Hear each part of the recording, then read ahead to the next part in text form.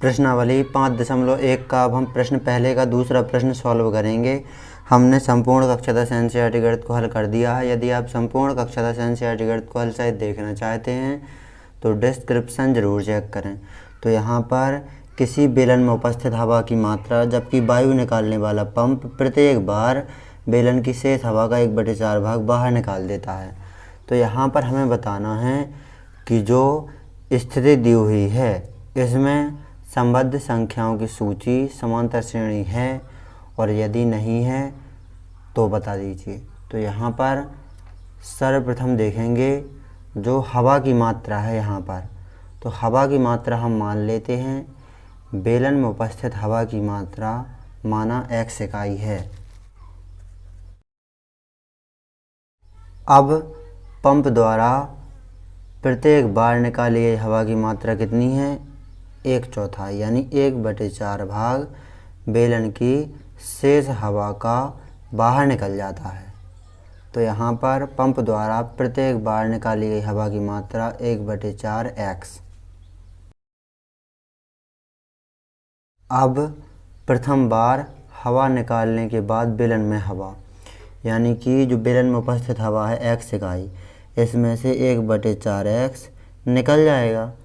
तो शेष हवा बेलन में प्रथम बार में हवा निकलने के बाद शेष हवा इस प्रकार हो जाएगी कि x में से 1/4 x घट जाएगा। तो घटाएंगे हम तो इस प्रकार एलसीएम लेंगे तो एलसीएम आएगा 4, 1 का भाग 4 में देंगे तो 4, 4 का गुणा x में करेंगे तो 4x, माइनस का चिन्ह लगाए 4 से 4 कैंसिल, 1 का गुणा x में करेंगे तो x। तो यहाँ पर 4x में से x घट जाएगा तो 3x और बटे में 4।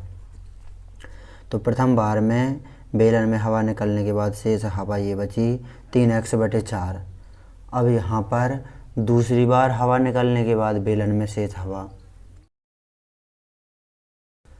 दूसरी बार बेलन में से हवा निकलने के बाद शेष हवा इस प्रकार हो जाएगी कि जो पहली बार में कितनी हवा बची 3x/4, इसमें से जो शेष हवा बची है इसमें से इसी हवा का 3x/4 का मतलब होता है गुणा 1/4 भाग बाहर निकल जाता है।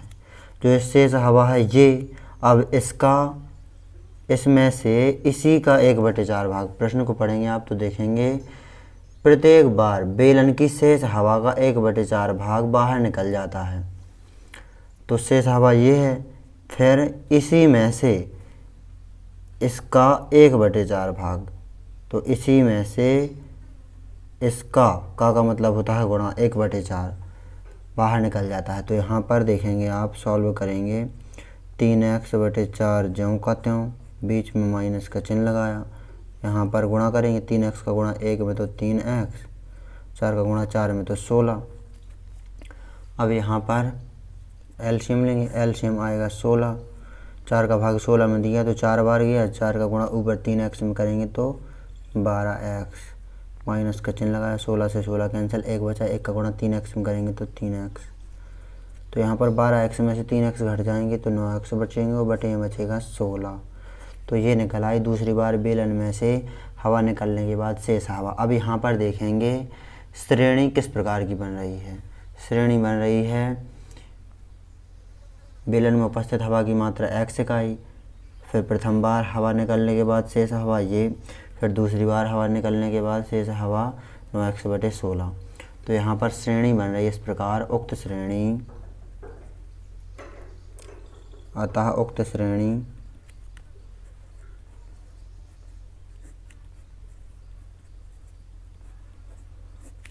इस प्रकार बन रही है कि पहली बार थी x, तो ये x कोमा, फिर ये प्रथम बार हवा निकलने के बाद 3x/4, फिर दूसरी बार हवा निकलने के बाद 9x/16। तो इस प्रकार की श्रेणी बन रही है यहाँ पर। तो यहाँ पर देखेंगे प्रथम पद, दूसरा पद, ये तीसरा पद।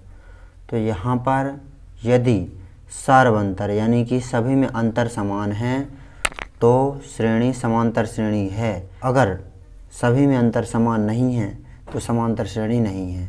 ये नियम है समांतर श्रेणी होने का। यदि सभी में अंतर समान है यानी डी कहलाता है अंतर। यदि सभी में अंतर समान है तो समांतर श्रेणी है, नहीं तो नहीं है। समांतर श्रेणी में प्रत्येक उत्तरोत्तर पद अपने से पहले पद में डी जोड़कर प्राप्त होता है। तो यहाँ पर अब सभी में अंतर देखेंगे, अंतर समान है या नहीं है। तो यहाँ पर